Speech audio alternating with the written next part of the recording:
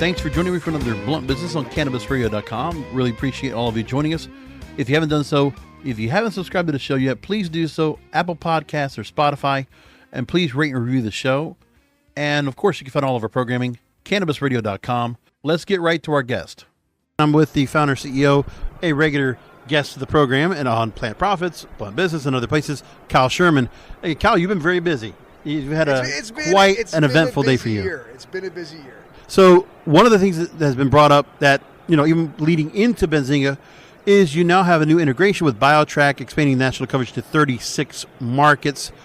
Talking about that relationship, obviously, BioTrack, whether it's being put into space with themselves, that, again, now you already had set for legal cannabis markets, and now the integration gets you to 36 states, simplifying dispensary operations, and now offering a centralized platform designed specifically to meet evolving needs of retailers. Talking about that relationship. Yeah, so obviously in the United States, you've got this really bifurcated regulatory system, right? So some states use what's called metric, and the state government uses that to track seed to sale, the supply chain, the products, the sales, taxes. In other states use BioTrack. Some states don't have anything, like Arizona. And so, expanding into BioTrack markets is extraordinarily important for a company like us, because we've got customers who are growing into markets that don't necessarily use metric or another system. And so we've got to be able to serve everybody. And really, this is the launch pad for us to be able to say to the industry, hey, Flowhub is here to serve you in every single market. And that's a really big deal for us as an organization that's been around for nearly a decade. You also made a mention of in previous interviews about this announcement. There's a glaring need for a more modern POS software platform like Flowhub, and you're powering the next generation of dispensaries, being more efficient, sustainable, growing, and profitable. And with that said, what is it that you feel like encompasses that POS system? This is really exciting, because as an organization, right, we built our first platform started really in 2014, 2015, building, launched in 2016, and Colorado was the only state at the time that had legal adult use cannabis. And so there was no model. We were just guessing half of it, right? We're like, this is kind of what we think the future will be. And look, we were right about a lot of those things. We were wrong about a lot of those things. Fast forward to 2021, we said, you know what if we did something crazy and we just killed the old system and we built something from scratch? Like as if we were a brand new company. I think a lot of people thought we were crazy, right? People said, like, yeah, you probably shouldn't do that, right? It's like, it's kind of can kill a company or it can make a company. And for us, it was worth taking the risk. So in 2021, we broke off a Skunkworks team out of the company, and we said, let's start building the new thing. And that new thing was launched in 2022. It's called Flowhub Maui. And this platform truly is one of a kind in cannabis in North America, because one, we had all this previous experience about what we should build, and two, we knew how to build it this time the right way. We made a lot of mistakes in the early platform, and so we brought in a bunch of folks from Wayfair.com who had been there from the early days, all the way from the technical side, from the early days till IPO, and those folks were a big part of building a really stable, strong foundation for us to continue to iterate on. And Flowhub Maui is just flourishing today because of that investment that we made back in 2021 with the right talent, the right technology, the right people, right? We launched that in 22, and it's now 100% of our customers use that, and it's getting great marks in the industry. People just say, wow, this is infinitely better. Examples about that might be from check-in through checkout for a consumer, and the data that the retailers can then get from that transaction and use it proactively to build a better retail experience for their consumers. What should we be discounting? Any type of discount you want to run, you can do it across all your locations in one spot. So all these little things matter, and you think this would be, something that everyone does already, but it's not the case. And so we're doing something really special. Fantastic. Now, just looking at the information, obviously over 1,000 dispensaries, $3 billion, $3 billion. And just the work you've done, going back to even far back as 2015, integrating with, being the first to integrate with Metric. Now this Maui program that you put together, we had you speak about it on our Plant Profits program about that, and that's right. the run with that. One of the things I also want to make mention of is with the partnership now, in moving into new markets. One of those is Florida. Obviously, you see that with with Florida being now it's eventually going to be another use market. Amendment 3 is going to pass. I feel wholeheartedly confident about that. Yeah, and, when you look at what the adult use market will entail for Florida, the MSOs are going to be strictly who you have to work with here. Not too many craft owners here. So what do you think about the infiltration of Flowhub working along with BioTrack and be able to go into this market? You got a pretty easy launching into this market because you only have so many companies to deal with, so many licenses. It's true. Right. You could be a single, I think your point is you could be a single logo. Right. And have 40 locations or whatever associated with it. No, 100%. I mean, look, I think the tough part is we start to expand into these states, right? You do have folks that are using incumbent technologies. But I think the benefits of a platform like Flowhub Maui far outweigh the pain to switch. And so that value, I think is going to really matter to these folks as they continue to try to be profitable, try to maintain good margins, healthy margins in their organizations, and provide better consumer experiences. I mean, I think in Florida specifically, it's going to become significantly more competitive, right? As companies come in, you might see more cookies and Jungle Boys and Backpack Boys and these kind of like more West Coast companies coming in, Quality Roots, right? Potentially, right? These companies, like at some point, are going to make their way into Florida, and I think the MSOs that are here, the incumbents themselves, are going to have to really wisen up and build systems and processes for the organizations to compete in that arena. Right now, it's really been like, pretty easy for them to compete. There's not a whole lot of competition here. A lot of new markets. It's going to change. Right. And there's a lot of new adult use markets you're going to get into. Florida eventually. Minnesota's already in play now. Ohio's in play. That's right. And with a product like Maui, that platform, the idea that you have that back end now able to go ahead and generate 20 times faster than what you already had at your previous platform, where dispensaries can accelerate growth and increase transaction volume. As those states transition from medical to adult use, talking about what you've been able to do in terms of how they have to go and grow their yield, they have to go and continue to grow more inventory to complement the amount of traffic they're going to be getting, the amount of new people they're going to be buying, and what Flowhub is able to go and do. Well, I think the important thing for retailers to think about, right, as they're going through a transition from a medical-only state to a rec state, is making sure they've got contracts with producers, making sure that they've got some form of pricing power, be it partnering with other single-location brands or retailers, or trying to expand while they're medical only, just so they have purchasing power in that scenario. I think that's an underestimated a superpower you can have as an organization if you can find some purchasing power as you're switching over to rec, right? You want to make sure you've got the products ready, so on day one of adult use, you have the inventory to sell through. But also, I think too, it's like you got to make sure you have the right tech stack, right? As you're transitioning from medical to recreational, there's a lot of complexity there, and you don't want to be stuck with your pants down where you're going, man, we weren't ready for this. This is embarrassing. We're not set up for success, because all you're doing in that moment is you're losing consumer loyalty, you're losing revenue, and it's hard to earn those things back. Once it's lost, it's much harder to earn it back than it was to retain it.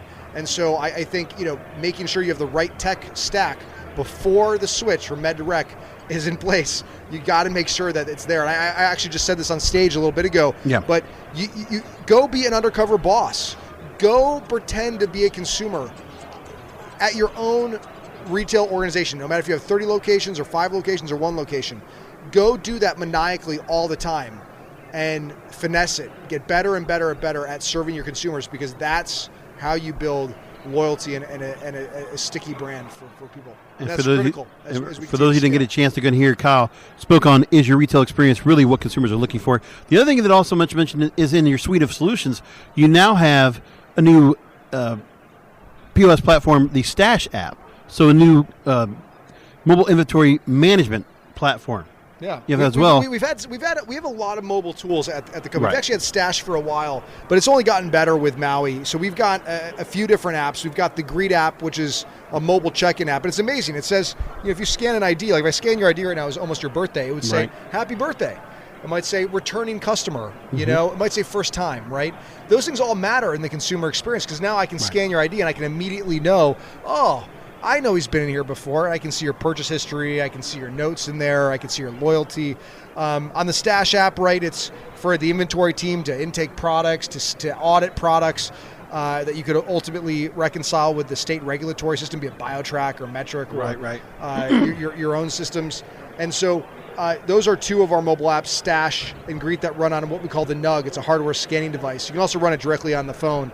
And we also have the View app, and managers and owners love this. In fact, I was just with a customer out here before we were chatting here now, and he was showing me his View app. He's like, I love this thing. He's looking at all his locations, and he's showing me all his conversion rates and check-in times and wait times and all this. And it was like, it's amazing. No one's doing this properly. I mean, like, we've had this app for years, right? So we've got some great mobile tools that really help retailers and managers alike, manage their environment and like actually be mobile on the road. They can be here at Benzinga Capital Conference, and they can look at their store in real time. Like, how many people are waiting right now? What's the average wait time? Right, and then on top of that, the amount of time less that they have to spend in inventory and more time in front of the storefront, either bud tending and everything else. Right? Well said. I mean, if you can just save 10% of your time in taking products, that matters. 10% of the time now you can go do something else that's productive for the organization, right?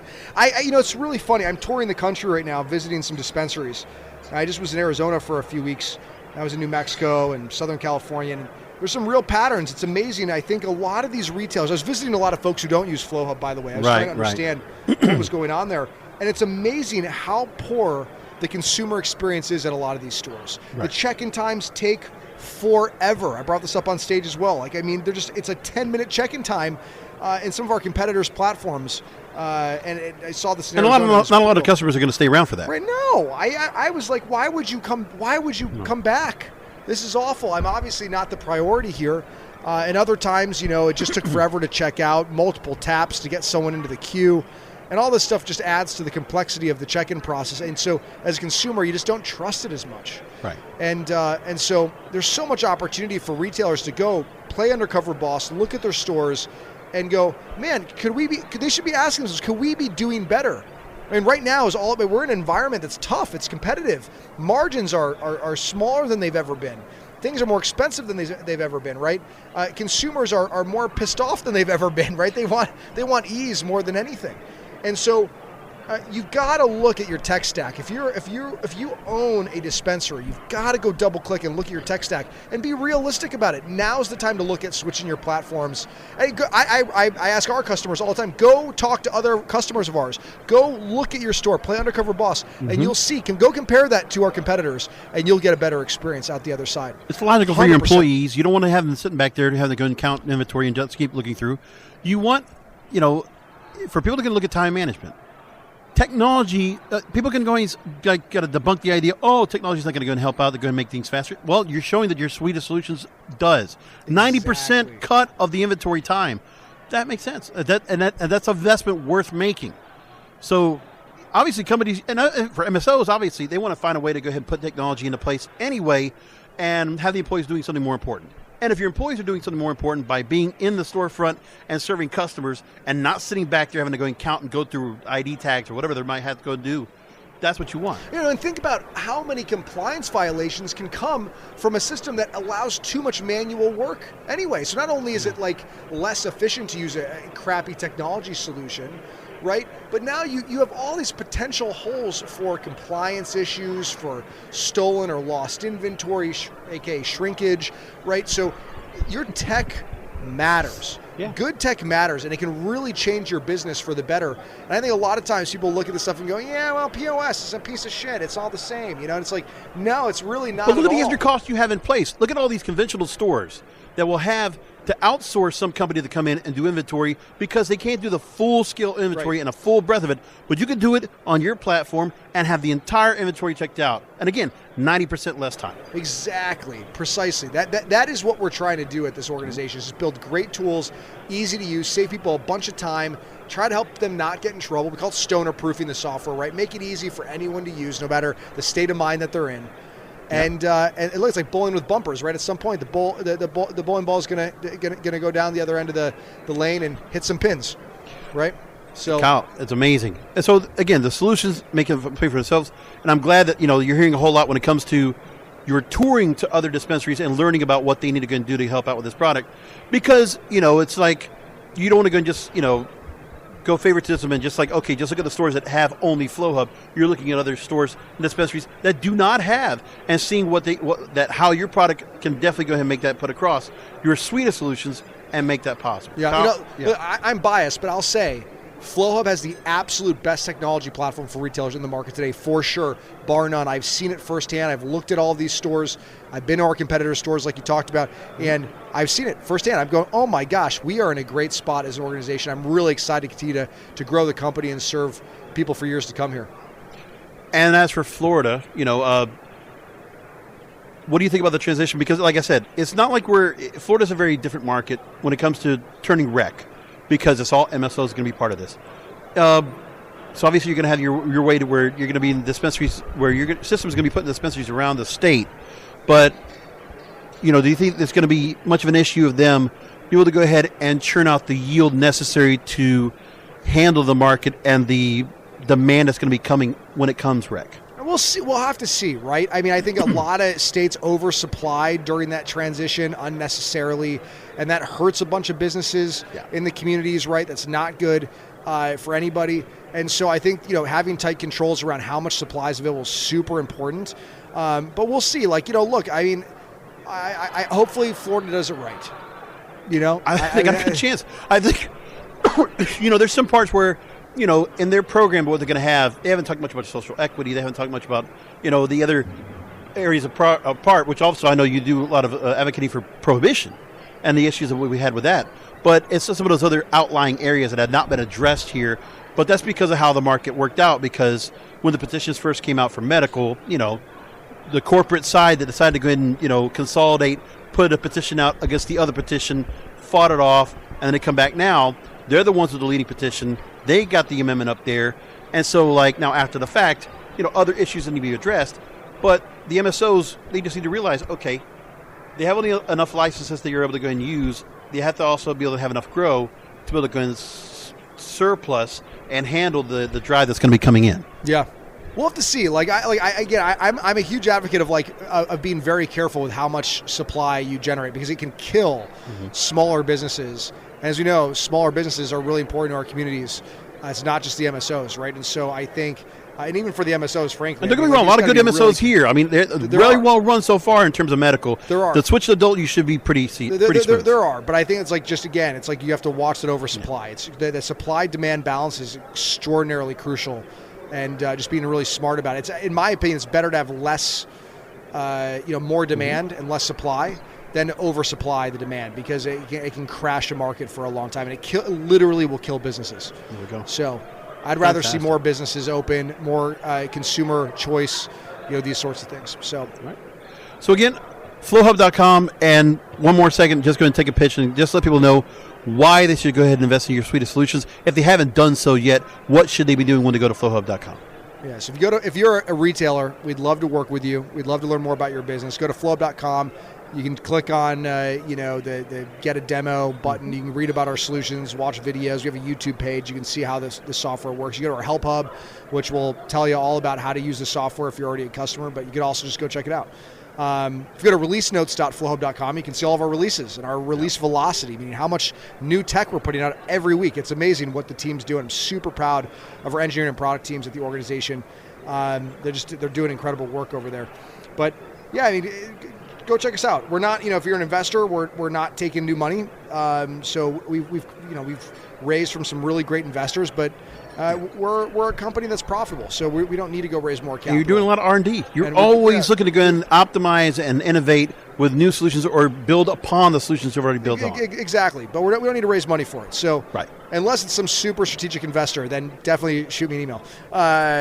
Give me a buzz. We'll chat. But I mean, we have no intention to raise more capital right now. So we'd love to know, if you're a retailer, we'd love to talk to you. Vertical or direct retail, e-commerce, we'd love to meet with you and talk to you. So, Kyle, I know we've had a number of interviews together and on the network, since going back to 2018, I think it is. And it's always been great to go and have you on. You're always getting a little busier as we go along, but it's always good to have you available.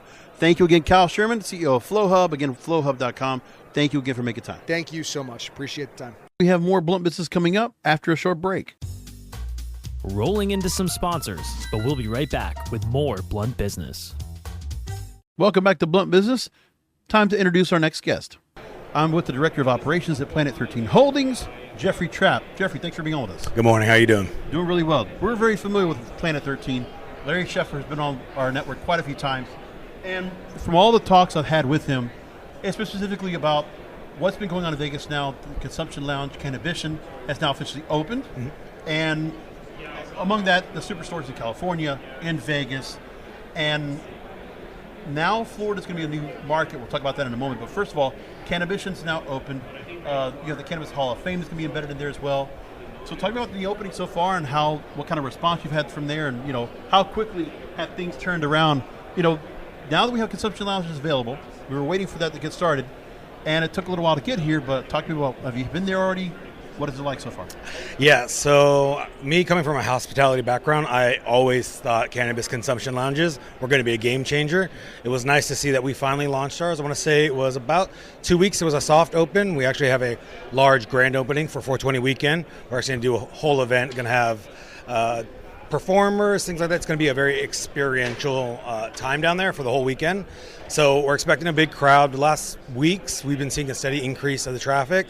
Everyone's coming into the consumption lounge, kind of drinking in all what Planet 13 has to offer, and then also enjoying themselves now that there's a viable option to consume cannabis as a tourist, as you're visiting. Because prior to that, it was kind of, you got to go somewhere where no one's going to bother you, right? And now there's actually a legal venue where you can actually go ahead and consume. So it's been a great reception since we opened from at least our clientele, and also we did a soft launch internally with all our staff to kind of work out the bugs, and it was a good time. Now, when it comes to what you have as attractions within Cannabis and this Cannabis Consumption Lounge, we've talked a lot with other people here, either on our Blunt Business program, Grassroots Marketing, about what are the kind of features, attractions that you're going to have, whether it's music, whether it's what's going to be also in the lounge besides cannabis.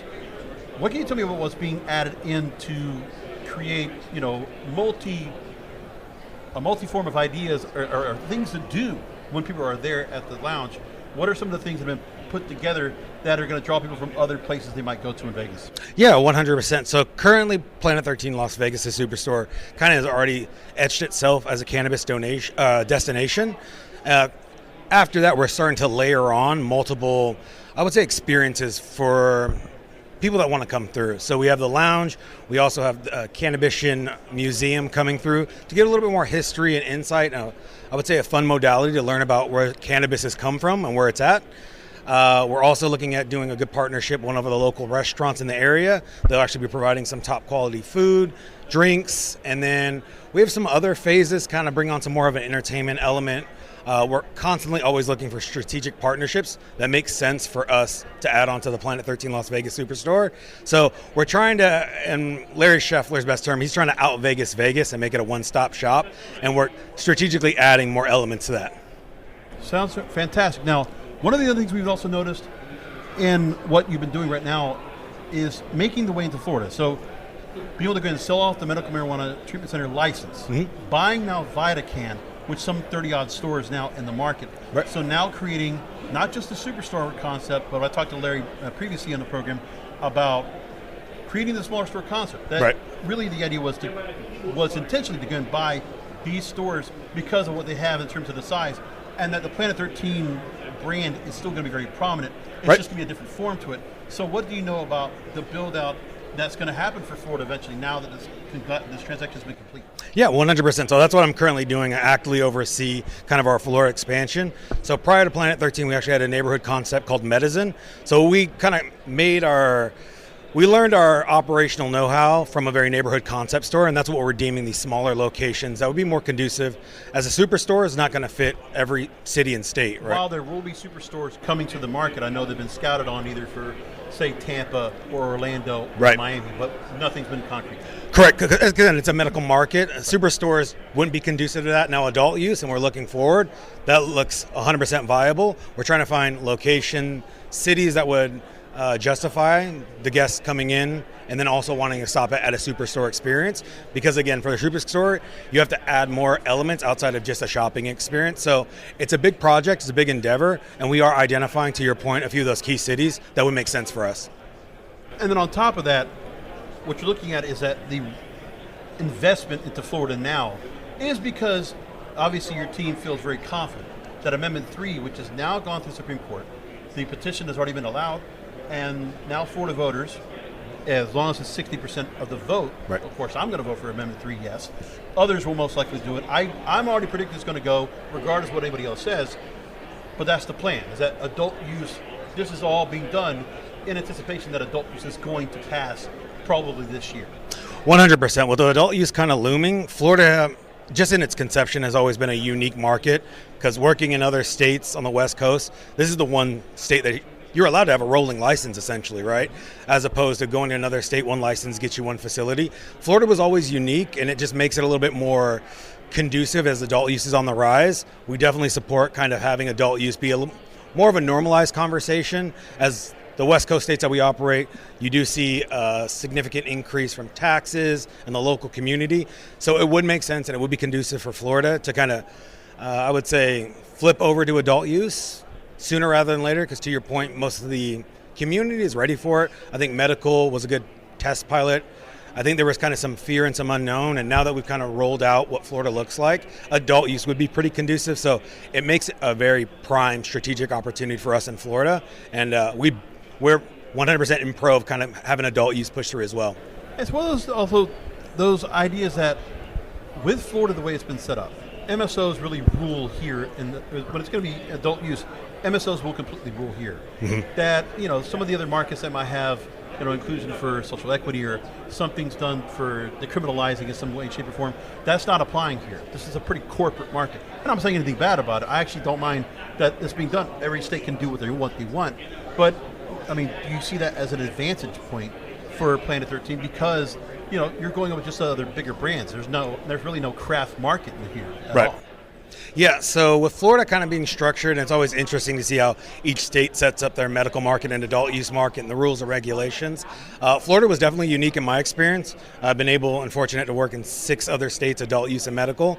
Florida was, unique, and it was conducive for a large operator that had a lot of CapEx backing to at least come into Florida and be able to make a splash.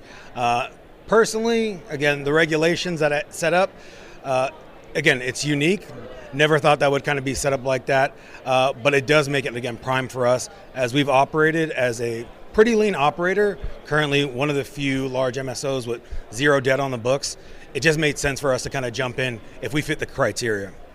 Now, once Vida does make that switch over to Planet 13, I'm going to put your Director of Operations hat on. So what does change significantly to those stores? Is there anything that, for those that might have been accustomed to the Vida can experience, besides the fact that it's located, is there anything that you already can tell right off the bat that is going to identify Planet 13 as why that store is going to be a Planet 13 store?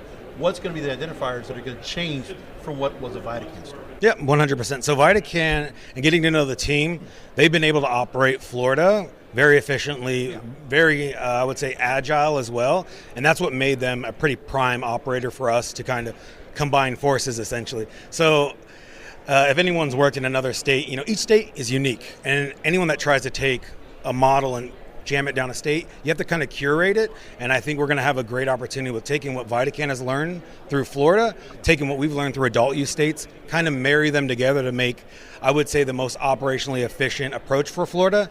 Now, when it comes to VitaCan, our core goal is to build off what they've already done for a foundation, because they've done things amazingly. They've been able to scale pretty well as well. We are going to kind of... I think what they've put all their locations, they're in prominent, great markets. They're good locations. They're well put together buildings. Like what they've done in terms of access for customers, it's great. Yep. Now it's just a matter of when do these stores make the switch?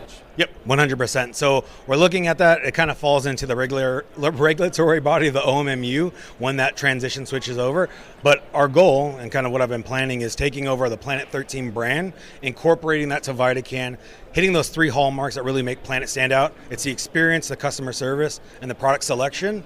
And slowly, or within that time frame that we're given, to change over the VitaCan brand to be under that Planet 13 umbrella, and then adding our in-house products from the West Coast as a tiered option along with VitaCan's currently product selection. So again, building off that foundation. And then the licensing, when and if, not if more, but more when, Florida makes adult use legal in 2025. We're just going to assume it's going to be, because that's just where I'm going to be at it. If I had to put money on it, that's where I'm at. Yep. So What's the transition from medical to adult use? Is there anything that really changes at all in the concept? Yeah, so for me being down here and kind of looking at the lens that I have, I'm looking at best case, worst case scenario, right? If everything kind of stays vertically integrated, you're going to have to kind of beef up that supply chain to keep up with the demand. Because currently, I believe Florida, from what I looked at this week, we're seeing less than 1 million patients. Right. Now, when adult use comes through, that opens up to potentially 20 million feasible patients that are 21 and over, then that's not factoring in adult use. So the first thing I see outright is beefing up the supply chain to kind of keep up with the increased demand. Anyone that's kind of seen medical to adult use, there's that spike where supply and demand just, the demand goes up, the supply is really hard to kind of hold out. I watched it firsthand in Arizona. We sold out and for 3 months as a medical and adult use. And so it's going to be, I would say, a larger arena for Florida because there's going to be so many patients out here. And then again, the tourists. The biggest thing that we're looking for is making sure that we have the quality products to our standards and then being able to supply all the continued retail locations that we're going to expand out to. I usually have all this in front of me because I'm usually in front of a computer, but real quickly, give me website. And also, I know there's a stock ticker. I remember I also invested in Planet 13 at one point. If you can't give me the stock ticker, then give me the website. Yep. So our main umbrella website is planet13.com. Planet13. Planet13.com, and that will get you to all of our sub locations. So that's Illinois, California, Las Vegas, and then also Florida as well. And then I want to say the stock ticker is PLNF. Correct. The OTC markets. Yes. All right, there we go, Yep. PLNF.